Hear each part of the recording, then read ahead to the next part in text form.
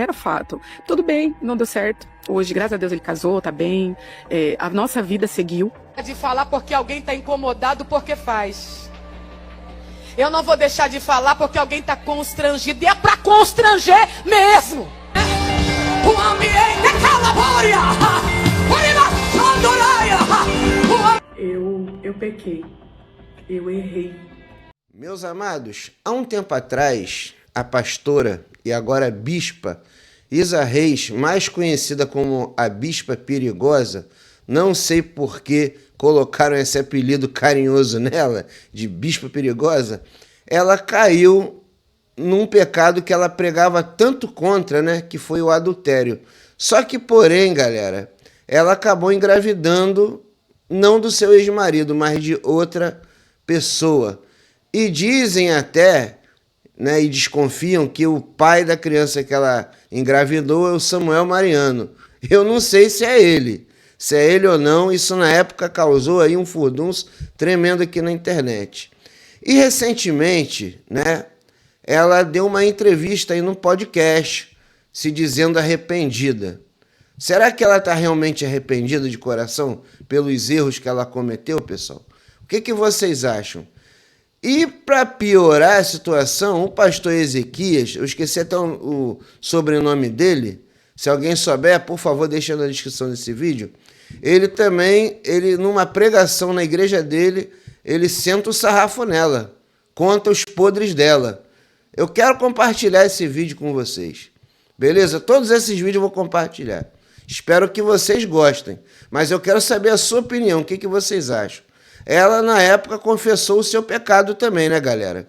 Ela chegou a confessar. Mas a pergunta que não quer calar, o que vocês acham disso? Será que ela realmente está arrependida, como ela deu em entrevista no podcast? O que você acha? Deixa a sua opinião aí nos comentários, beleza? Aproveita, se inscreva no canal, deixa teu likeão também para abençoar o meu trabalho aqui também. E que Deus abençoe a sua vida, a sua família e um Feliz Natal para todos vocês. Deus abençoe. Fui. De falar porque alguém tá incomodado porque faz. Eu não vou deixar de falar. O ambiente é calabória. O ambiente não dá. Não dá.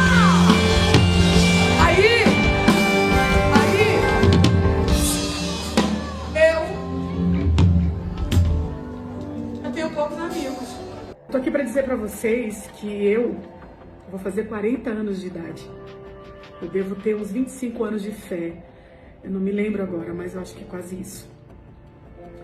Eu aprendi que um erro não é uma vida errada. O erro não me define. Eu tô aqui para dizer para vocês que eu de fato tive um momento muito ruim e que não há méritos. Mas eu vou dizer a você, com toda tranquilidade, embasada no evangelho verdadeiro, eu pequei, eu errei, eu falhei, mas é embasada nesse evangelho verdadeiro, de que aquele que confessa e deixa alcança a misericórdia. Você falou que a sua mãe passou por um preconceito, né, quando ela teve esse filho que não era esperado.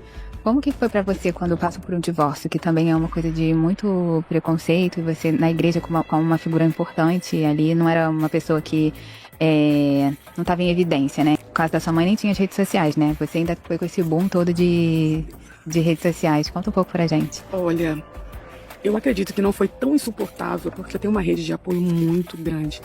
E quando eu digo grande, é na proporção, não de número de pessoas, mas eu digo de preparo. De amigos, a terapia e pastores. E meus filhos, porque quando a gente começou a ter crises, algumas coisas eu já comunicava para eles. Então a gente tinha uma conversa ampla sobre isso. Com as matérias, algumas coisas dificultaram, porque eu tenho uma Isadora que é pequena, então ela sabe ler. Agora eu deixo ela ver algumas coisas nas redes sociais. Então gerir as mentiras foi muito difícil. Eu olho para as redes sociais hoje, os youtubers, por exemplo. A justiça tirou 40 vídeos, 10 canais foram tirados do ar, porque eles mexeram com os meus filhos. Do divórcio, foi ver que o ataque foi contra os meus filhos. E para mim suportar isso foi muito, muito difícil. Então eu precisei desses amigos, eu precisei de pastores, eu precisei da terapia. Porque administrar as mentiras. Porque as pessoas vinham conversar comigo como se fosse verdade. Ah, se divorciou por causa disso? Eu não. Porque eu fiz um vídeo nas redes sociais assumindo que um dia eu pequei. E foi sob a pressão do meu antigo líder. Porque ele disse, você precisa fazer isso, porque você é artista. Enquanto você não admitir, as pessoas não vão te deixar em paz. Mas, gente, foi outro contexto, um outro momento da minha vida. Isso tá mais do que resolvido. Não foi encoberto. Eu confessei um pecado. Eu lidei com esse problema. Não, você precisa falar. E quando eu fui falar, e o que eu imaginei? Pronto, agora minha vida vai estar acabada. Eu me vi mais amada do que eu imaginava. Eu tirei um peso das minhas costas de, entre aspas, uma certa idolatria de perfeição sobre quem prega. Como se você fosse infalível. Então me libertou. Claro que essa não foi a razão do divórcio. Nós tínhamos outros problemas que não foram administrados de forma correta.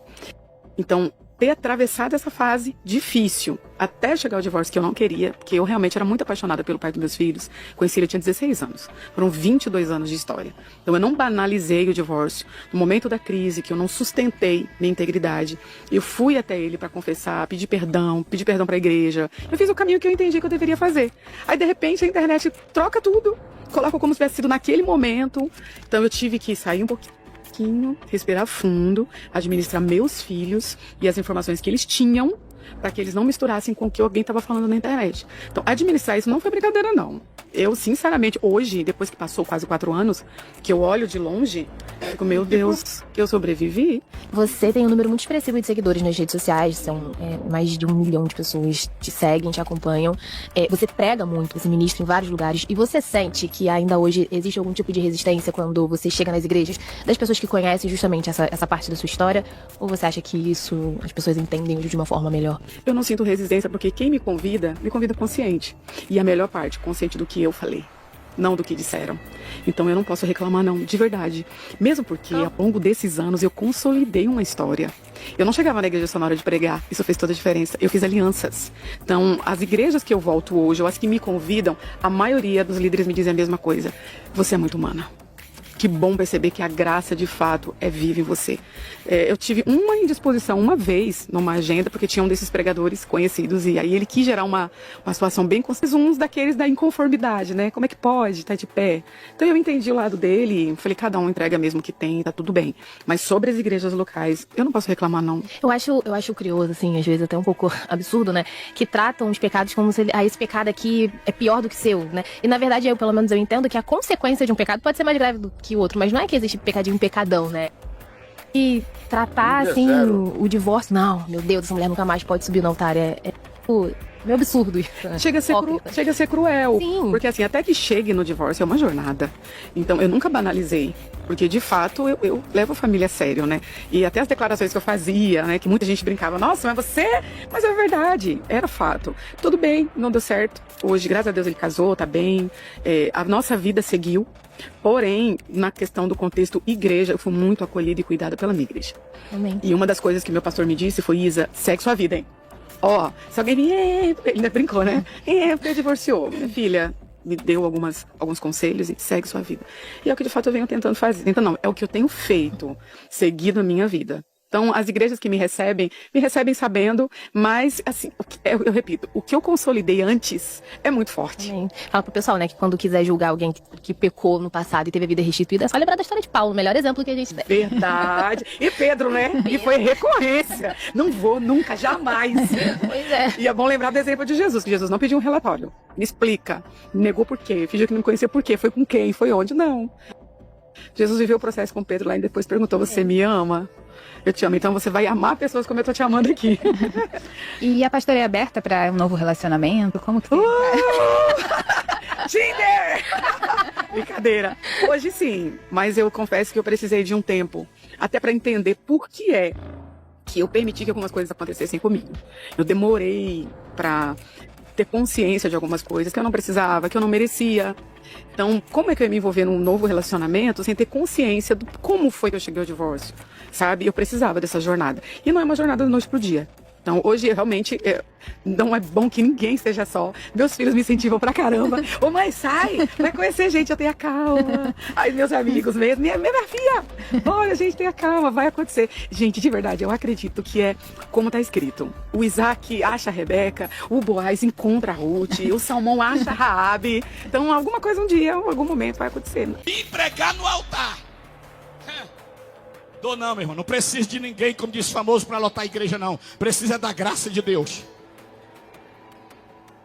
8.000 depende do lugar. E ainda passagem para ela, para a mãe, para o cachorro, para o gato. Tô falando. Eu tô dizendo que eu tenho aqui.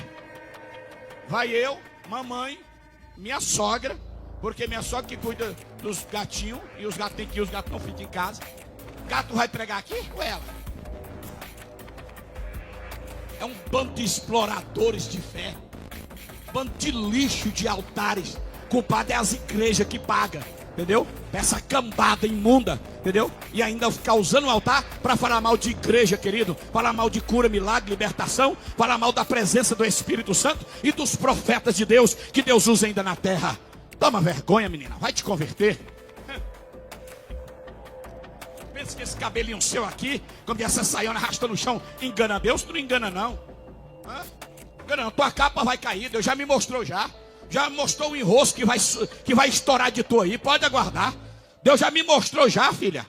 Vai cair na internet, marque bem. Vai cair toda a tua sujeira na internet, viu? Pode aguardar a sua pregadorzinha, tá?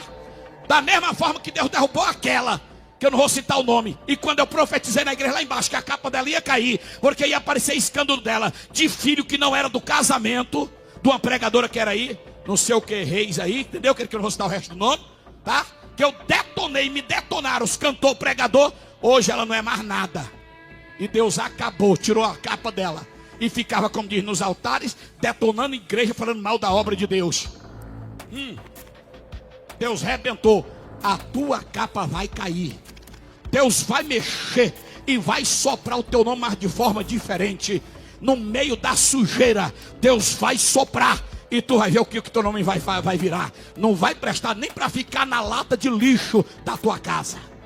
Pode aguardar. As pregadorinhas aí que fica aí, entendeu? Que ele mais fica com a vida de prostituição, de conversinha em WhatsApp com outros homens casados e vem querer falar mal da noiva de Cristo. Não é só daqui não, de todas. Da onde milagre acontece e Deus faz coisa, prodígios e maravilha. Tenta convidar para ver se ela vai de graça na tua igreja. Tenta, liga, eu dou o contato dela. E tenta ver se ela vai.